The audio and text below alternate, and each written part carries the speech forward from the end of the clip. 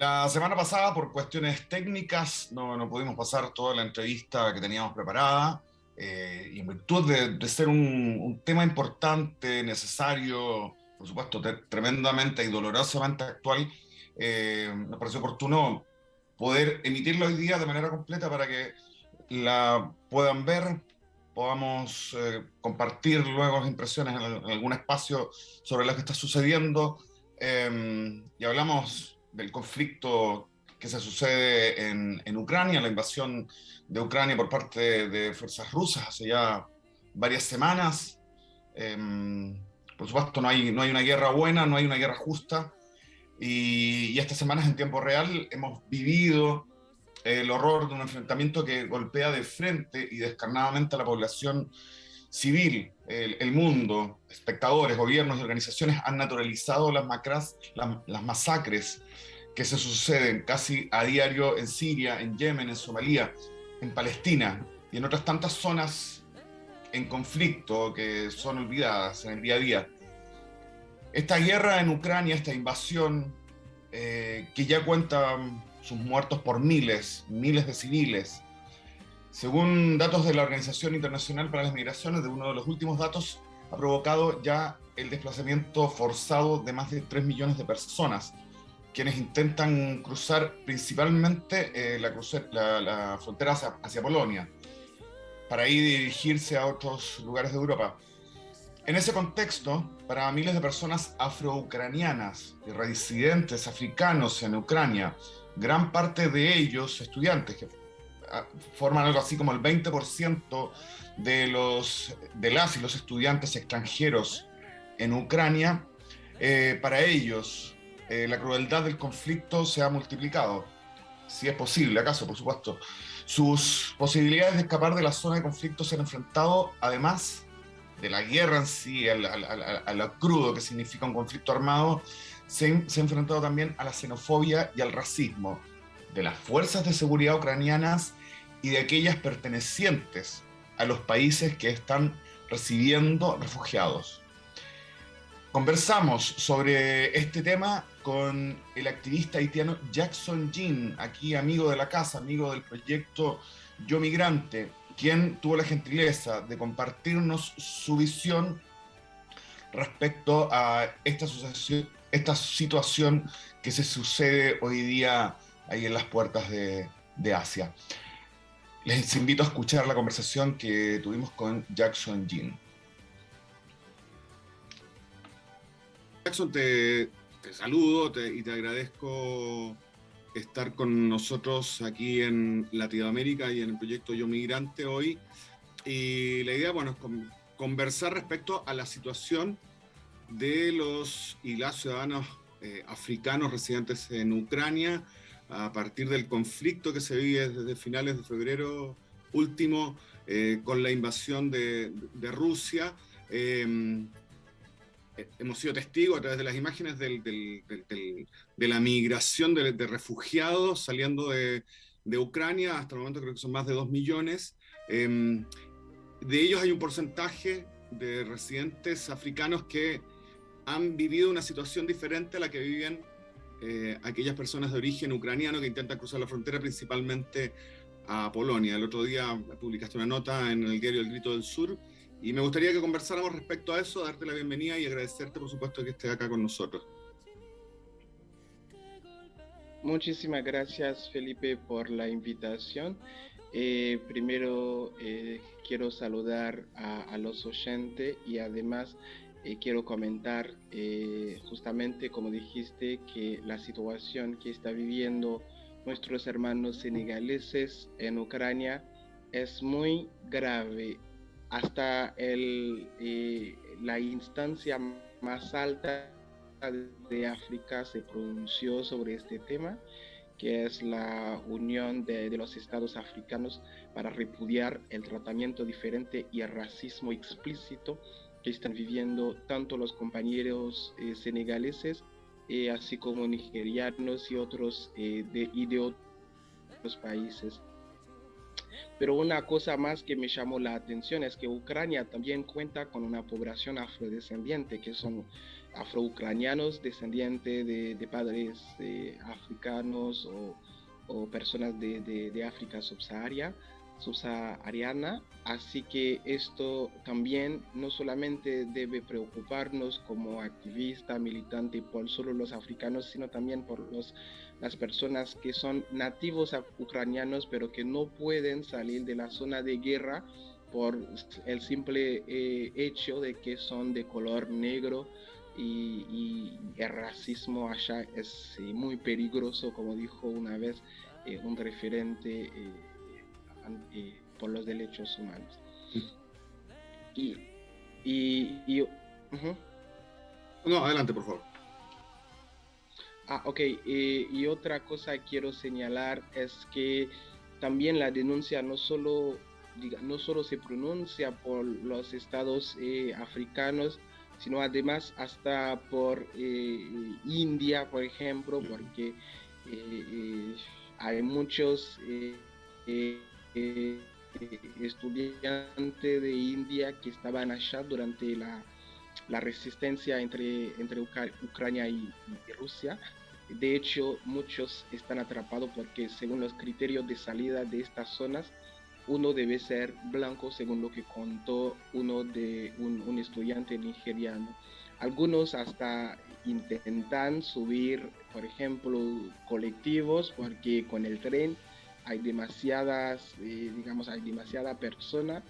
Se aplica la misma situación, la misma condición, y observan otros estudiantes que hay personas de otros países que no son ucranianos, que han podido salir porque solamente son blancos, y eso es una situación muy preocupante. Sobre la frontera de Polonia pasa la misma cosa. Las autoridades polonesas no dejan entrar en sus países mientras dejan a los demás personas que no sean negro o de origen africano entrar, y reciben un tratamiento totalmente diferente a las que nosotros estamos acostumbrados a ver por las personas de Siria, de Irak, de Palestina, etcétera. Y esto es claramente una de las pruebas que el racismo existe, y sus manifestaciones, pues, acontecimientos como guerra o conflictos entre países. Hay una situación que es, primero, ser relegados hacia atrás, digamos.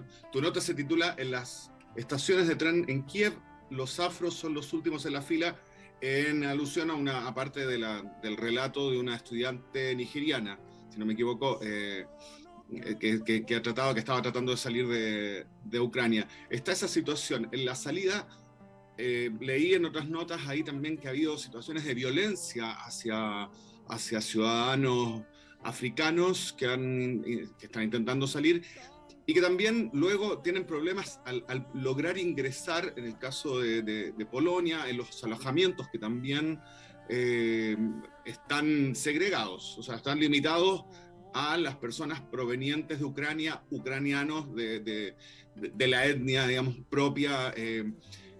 Y entonces el periplo y el sufrimiento se extiende mucho más allá de solamente la posibilidad de salir, sino que también en la llegada o en parte de ese camino de huida.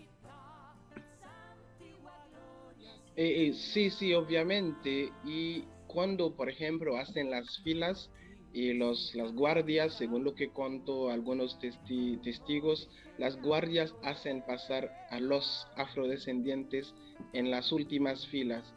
Y con esta situación sabemos que no habrá solamente 100 o 200 personas, sino miles de personas. Según la ACNUR, ya hay 2 millones de refugiados en Europa.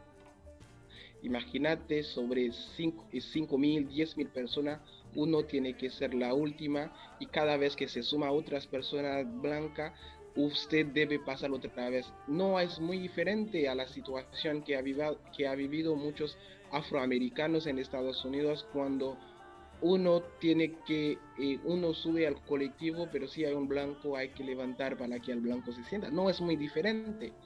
Y además, no quiero estar exagerado, pero parece más peligroso.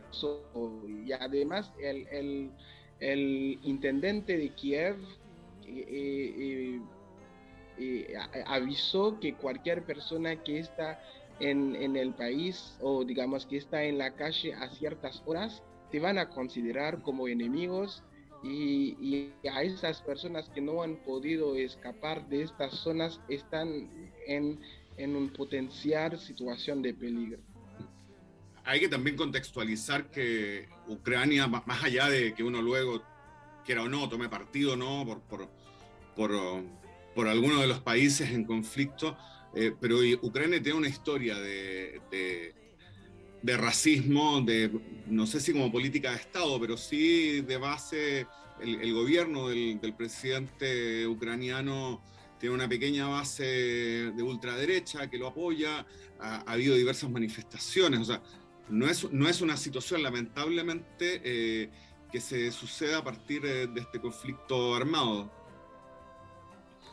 Exacto, en los años anteriores hubo muchas marchas racistas en Ucrania, hasta algunos analistas política y periodística creen que Kiev, que es la capital de Ucrania, es la capital que concentra más personas tanto nacionalista así como racista. En algunas manifestaciones que recientemente habían hecho, creo que en 2018, hubo hasta las personas más ultraderecha y, y racistas que han participado, que salen desde Italia, desde Alemania, para participar en estas marchas. Hubo también casos de violencias.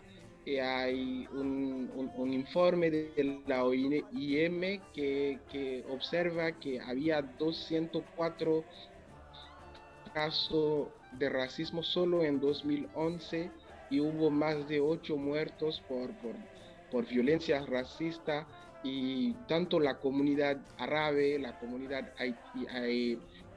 africano, así como judío, siguen víctimas de estas marchas.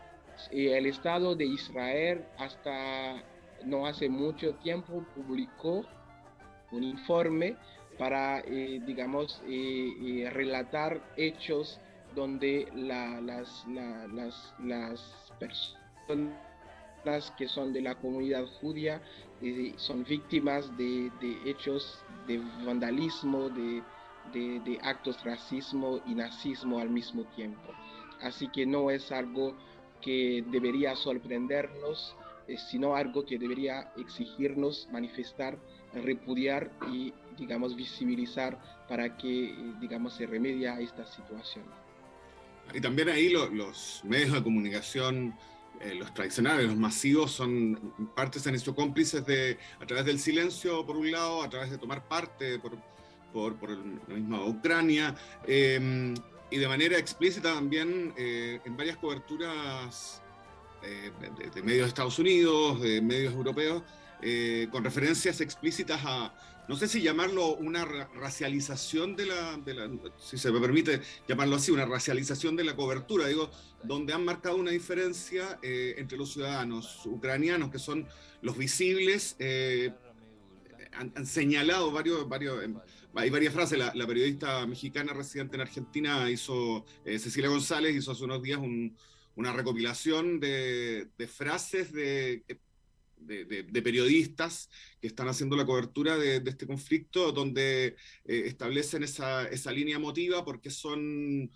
ciudadanos, personas de tez blanca, de ojos azules, parecidos a, digamos, desde el europeocentrismo, parecidos a ellos, y algunos incluso han hecho referencia directa a que no son ciudadanos provenientes de África, de Siria, de Afganistán, o sea, son otros refugiados, son unos refugiados que sí debieran, parece, tener la cobertura necesaria para poder visibilizar todo lo que le está sucediendo. lo que observaste es real, donde varias periodistas de grandes cooperaciones mediáticas como Fox News, como NBC, han, han focalizado más sobre el color del de las personas. Es una especie, como diría, es una especie de empatía, pero racista, es decir, una empatía, digamos, seleccionada, una empatía hacia ciertos grupos que lamentablemente manifiesta y muy clara en los grandes medios, que lamentablemente tienen también muchos seguidores, ¿no? Porque estos medios monopolizan, digamos, los lectores, los usuarios, así que eso también es un aspecto muy importante que hay que prestar atención. Y también es un, digamos, un intento de naturalizar lo que está pasando en algunas zonas, como en Palestina, en Siria, en Irak. Es como si fuese normal, pero en Ucrania no debería pasar algo. Obvio que no debería pasar en Ucrania esto, pero tampoco debería pasar en Palestina, tampoco debería pasar en otra zona, porque donde civiles están muriendo no solamente de hambre, sino de guerra, de balas, de bombas. Son situaciones trágicas que cualquier ser humano debe lamentar, debe repudiar, no importa el color, la nacionalidad o la etnia de estas personas. Pero los medios en general, así que no nos sorprende por nada nosotros los activistas y lo que han reportado a Fox Magazine, a Fox News, porque no es por la primera vez, estos hechos están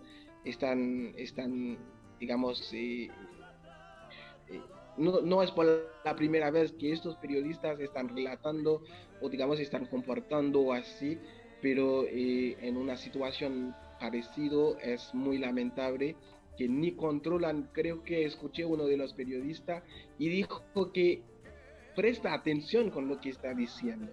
Por lo menos en esta situación, diciendo además que prestas atención mientras diciendo algo tan racista, parece un poco más grave que lo que hemos creído. Una última cosa, aparte de lo que ha señalado, de lo que ha expresado la Unión Africana, según me decía, otros organismos están tomando cartas en el asunto respecto a la situación del... Es cierto que es una asociación de conflicto y complejísima, pero en particular están tomando alguna acción organismos internacionales respecto a la situación de estos ciudadanos afro-ucranianos y de los ciudadanos residentes africanos que están en Ucrania intentando salir. Algunas embajadas como la embajada de Nigeria, la embajada de Senegal, y están haciendo lo que están en su alcance para que los estudiantes que están allá pueden evacuarse, y también hasta la embajada de, digamos, la jefatura de gabinete del primer ministro haitiano también anunció que más de 2.600 estudiantes ya están a punto de evacuarse hacia Polonia, hacia el ex territorio Yugoslavia, no me acuerdo el nombre actual. Así que hay algunos esfuerzos de la parte de los, digamos, estados a las cuales están pertenecidos los estudiantes. Sin embargo, no hay todavía decisiones, digamos, visibles o mediatizadas de parte de organismos como ACNUR, como la ONU, para también, digamos, contribuir en la evacuación de estas personas. Pero bueno, como dije recién, los medios de comunicaciones están no solamente monopolizando digamos, las informaciones, sino además están, digamos, agendándola, ¿no? Actualmente la única cosa que se habla es la evolución de la guerra Ucrania y Rusia, y no prestan atención los medios hegemónicos sobre la situación de algunos grupos sociales y grupos étnicos.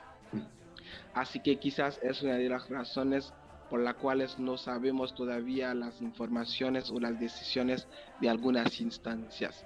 Ojalá que estos organismos internacionales pueden esforzarse a que las víctimas no sean víctimas en función del color del piel, sino que remediar a que se termine esta situación para que todos, no importa la nacionalidad, la clase y el color, pueden estar a salvo y resolver este tema por una vez por todo. Bueno, aquí vamos a estar atentos ahí de cómo se desarrolla eso y vamos a estar dando cuenta de las acciones que se tomen al respecto, bueno, por supuesto con cada uno y cada una de los refugiados y en particular con aquellos que están siendo racializados, con aquellos que están siendo segregados por su origen, por su color de piel. Jackson, te quiero agradecer nuevamente estar acá en Yo Migrante. Gracias por tu disponibilidad y bueno, como siempre, esta es tu casa para que nos visites cuando esté más conveniente. Así que muchísimas gracias por estar hoy día con nosotros. Muchísimas gracias. Muchísimas gracias a usted también, Felipe. Es siempre un gusto estar con ustedes en esta emisión. Así que no será la última vez, sin duda.